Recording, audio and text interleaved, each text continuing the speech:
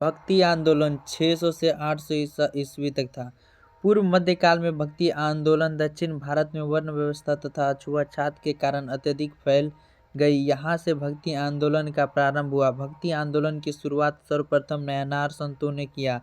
इस आंदोलन की शुरुआत करने का श्रेय अलवार संतों को भी जाता है। भक्ति आंदोलन का एक सुदृढ़ स्वरूप देने का श्रेय शंकराचार्य को जाता है। शंकराचार्य ने अद्वैतवाद का मत दिया और कहा कि संसार झूठा है, ब्रह्म सत्य है। इन्होंने स्मृति संप्रदाय की स्थापना किया। किसने? शंकराचार्य ने। शंकराचार्य ने दक्षिण भारत में भक्ति आंदोलन को बौद्ध तथा जैन धर्म के प्रभाव को कम करने के लिए किया। इन्होंने अपने विचार के प्रसार के लिए भारत के चारों दिशा में पीठ मठ का निर्माण करवाया। किसने? शंकराचार्य ने। उत्तर में ज्योतिषी पीठ जो बद्रीनाथ उत्तराखंड में है, दक्षिण में श्रृंगेरी पीठ जो मैसूर कर्नाटक में है, पूरब में गोवर्धन पीठ जो पुरी ओडिशा में है, पश्चिम में शारदा पीठ जो द्वारका गुजरात में है। 12वीं सदी में शंकराचार्य के मत को कई विद्वानों ने काट दिया। पहला, माधवाचार्य ने द्वैतवाद का मत दिया और ब्रह्म संप्रदाय की स्थापना किया। दूसरा, निम्बार्काचार्य ने द्वैतवाद का मत दिया और शनक संप्रदाय की स्थापना किया।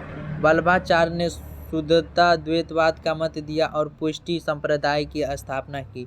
रामानुजाचार्य ने विशिष्टता द्वैतवाद का मत दिया और श्री गणेश की स्थापना किया।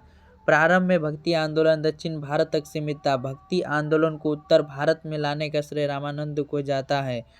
रामानंद ने अपने उपदेश हिंदी में देना प्रारंभ किया। 16वीं शताब्दी में भक्ति आंदोलन पर चरमोत्कर्ष पर पहुंच गई। उत्तर भारत का भक्ति आंदोलन उच्च नीच तथा छुआछूत के विरुद्ध था। उत्तर भारत का भक्ति आंदोलन दो भागों में बट गया। पहला, भक्ति आंदोलन दो भागों में, सगुण भक्ति, निर्गुण भक्ति। सगुण भक्ति दो भागों में बट गया, राम भक्ति, कृष्ण भक्ति।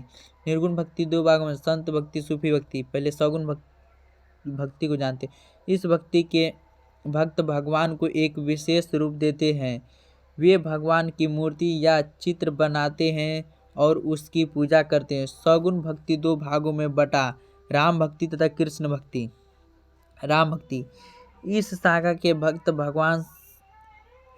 भगवान राम की आराधना करते थे। इस शाखा के सबसे प्रमुख भक्त तुलसीदास थे, जिन्होंने अवधी भाषा में रामचरितमानस की स्थापना की। उनकी अन्य प्रमुख रचना कवितावली, दोहावली, विनय पत्रिका ये अकबर के समकालीन थे।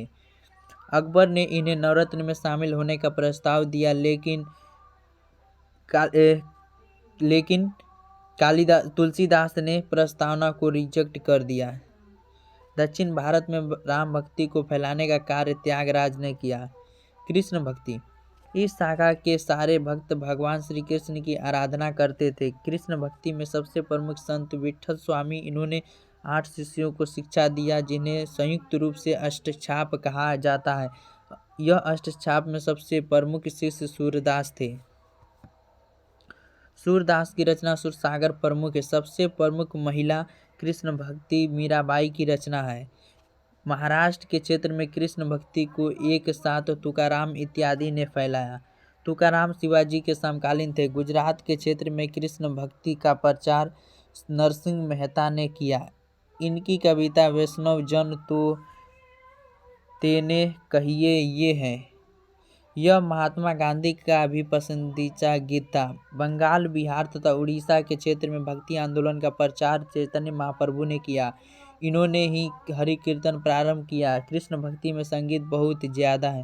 निर्गुण भक्ति, इस भक्ति के संत किसी की मूर्ति या चित्र नहीं बनाते थे, वे बिना मूर्ति की ही आराधना करते थे।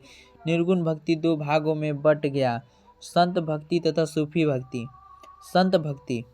संत भक्ति के अंतर्गत गुरु नानक, कबीर, धन्ना, सेना, रेदास जैसे संत आते थे। गुरु नानक देव, इनका जन्म 15 अप्रैल 1469 ईस्वी में तलवंडी में हुआ था। यह स्थान वर्तमान समय में पाकिस्तान में है, जो ननकाना साहब के नाम से प्रसिद्ध है।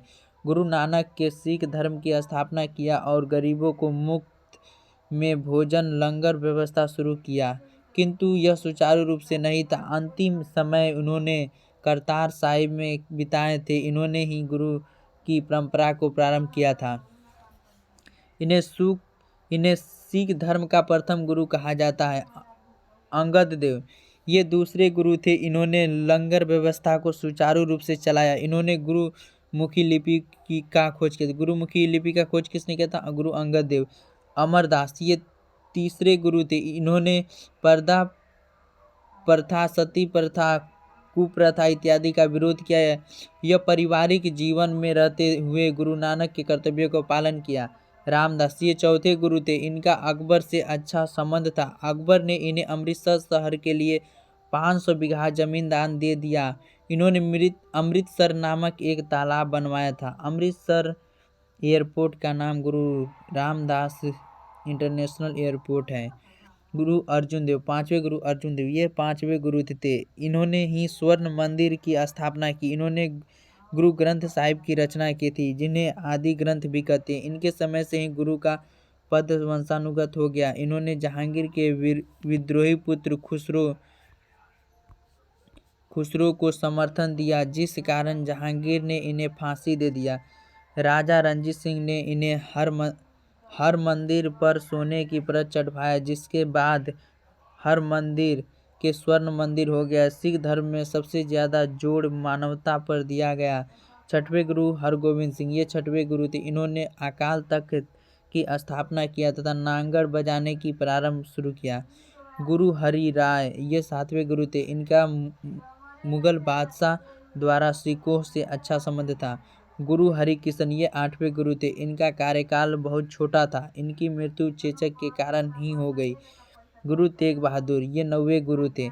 इन्होंने औरंगजेब के विद्रोही पुत्र अकबर द्वितीय को शरण दे दिया, जिस कारण औरंगजेब ने इन्हें इस्लाम धर्म कबूल करने को कहा, किंतु इन्होंने इस्लाम धर्म कबूल नहीं किया, जिस कारण औरंगजेब ने दिल्ली चांदनी चौक पर हत्या कर दिया, जहां आज शीशगंज गुरुद्वारा है।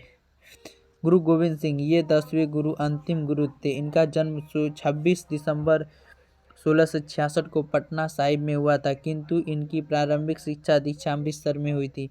इनके बाद गुरु का पद समाप्त हो गया।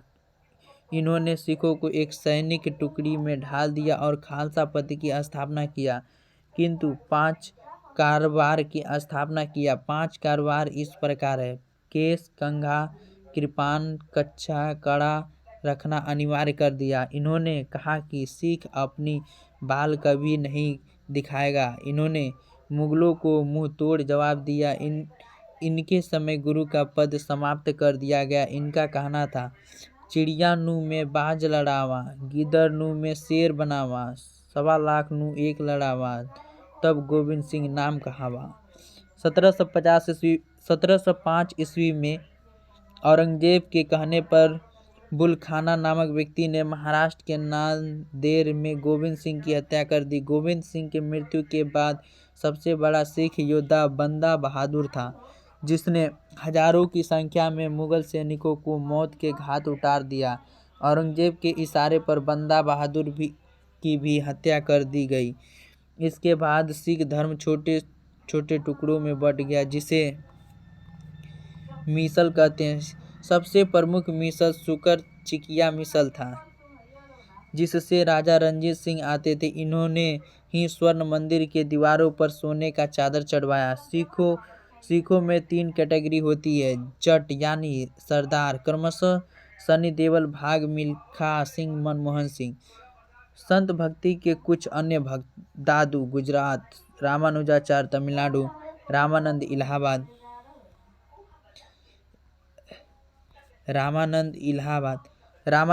इसने सब पहली बार उपदेशों के हिंदी में देना प्रारंभ किया था। ये राम और सीता के उपासक थे। इनके कुछ प्रमुख शिष्य थे जो अलग अलग जाति से थे तथा 2 महिला शिष्य थी, पद्मावती और सुरसी। रेदास ये चमार या मोची के जाति से आते थे। इन्हें संतों का संत कहा जाता है। कबीर जुल्हा बीजक इनके मानने वाले को कबीर पंथी कहते हैं। इनके दोहे बीजक पुस्तक में रखे गए हैं। ये सिकंदर लोदी के समकालीन थे।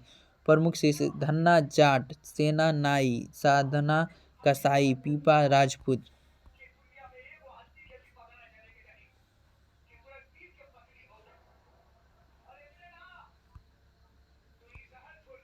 सूफी भक्ति, सूफी